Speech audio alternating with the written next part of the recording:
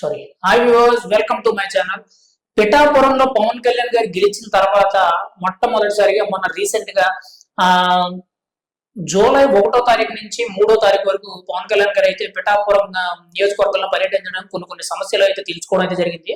అయితే ఈ రోజు తాజాగా కాకినాడ జిల్లా కలెక్టర్ గారిని స్వయాన జిల్లా కలెక్టర్ ని ఒక ప్రజా దర్బార్లా ఏర్పాటు చేసి పిఠాపురంలో అంబేద్కర్ భవన్ అనే ఒక కన్వెన్షన్ లో ఒక కార్యక్రమం లాంటిది కండక్ట్ చేసి కాకినాడ జిల్లా కలెక్టర్ గారు ఆయనతో పాటు ఒక నలుగురు ఆర్డీఓ అధికారులు, ఆయన కింద అధికారులు, మండల స్థాయి అధికారులు, రెవెన్యూ అధికారులు అందరినీ కూర్చోబెట్టి ఈవెన్ జనసేన పార్టీ నాయకుల్ని, జనసేన పార్టీ ఇన్ఛార్జ్ అయిన మర్రెడ్డి శ్రీనివాస్ గారిని, వీళ్ళందరినీ కూడా జనసేన నాయకులందరినీ కూడా కూర్చోబెట్టి ప్రజా సమస్యల మీద ప్రత్యేకించి అక్కడికక్కడే సాల్వ్ చేయలేని విషయం అయితే ఖచ్చితంగా దాన్ని నోటీస్ చేసేటట్టు పవన్ కళ్యాణ్ గారు అయితే ఒక ప్లాన్ అయితే రూపొందించడం అయితే జరిగింది. ఖచ్చితంగా అది ఈ రోజు ఇంప్లిమెంటేషన్ చేసి చూపించారు.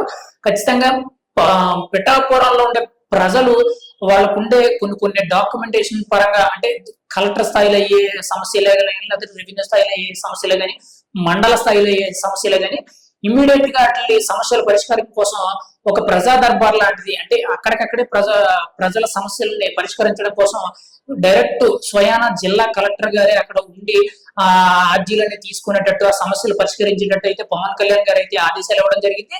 అది ఈ రోజు నేరుగా దానికి తగ్గగా అధికారులు అందరూ కూర్చొని ప్రజా సమస్యలను అయితే పిఠాపురంలో అయితే చేయడం జరిగింది. ఇది ఒక గొప్ప విషయమైనా చెప్పుకోవాలి. ఎందుకంటే గతంలో చూసుకుంటే ఎప్పుడు కూడా జిల్లా కలెక్టర్ని కలవడానికి వెళ్తేనే మనకు 1, 2, 3 రోజులు పడుద్ది.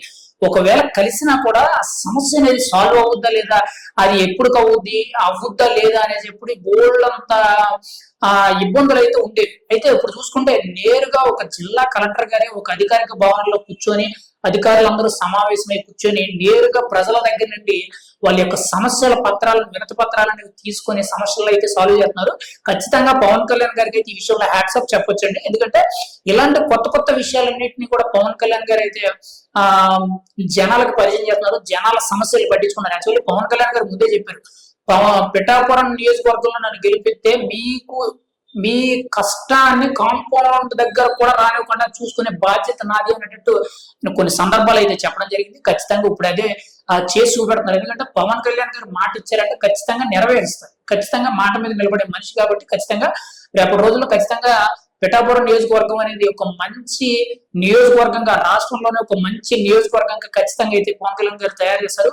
పిఠాపురం ప్రజలకు ఎటువంటి కష్టాలు వచ్చినా సరే డైరెక్ట్ గా చెప్పుకునేటట్టు ఆయన ఇల్లు, పార్టీ ఆఫీస్ అయిన చేబ్రోలు ఇంటి వద్దనే ఒక 2 మనుషులు జనవాణి కార్యక్రమం అని చెప్పి అక్కడ పెట్టారు. అది కాకుండా మళ్ళీ ఈ రోజు ప్రజా దర్బార్ లాంటి ప్రజల సమస్యలు అనడానికి అని చెప్పి పిఠాపురంలో అంబేద్కర్ భవన్ లో అయితే ఒక కార్యక్రమం అయితే జరపడం అయితే జరిగింది. ఇలా ప్రజలకి పిఠాపురం ప్రజలకి ఎటువంటి సమస్యలు ఉన్నా చాలా స్పీడ్ గా స్పందించే సమస్యలు సాల్వ్ చేయడానికి అయితే పవన్ కళ్యాణ్ గారు అయితే చాలా స్పీడ్ గా అడుగులేస్తున్నారు. ప్రతి ఒక్క విషయంలో కూడా చూసి అడుగులేసి ప్రతి సమస్యని కూడా సాల్వ్ చేయడానికి అయితే పవన్ కళ్యాణ్ గారు చాలా ముందున్నారని చెప్పుకోవాలి. ఖచ్చితంగా ఇలాంటి నాయకుడిని మనం ఎన్నుకున్నందుకు పిఠాపురం ప్రజలు చాలా అదృష్టవంతులు. యాక్చువల్లీ లాస్ట్ టైం మా భీమవరంలో అలాంటి అవకాశాన్ని కోల్పోయినందుకు చాలా బాధపడాల్సి వస్తుంది.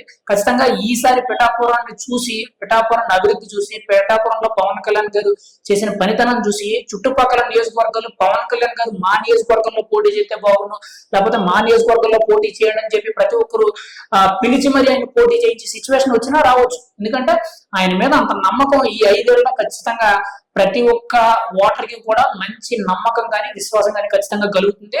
పవన్ కళ్యాణ్ గారి పనితీరు అలా ఉంటది. ఆయన ఖచ్చితంగా చేసి చూపెడతారు.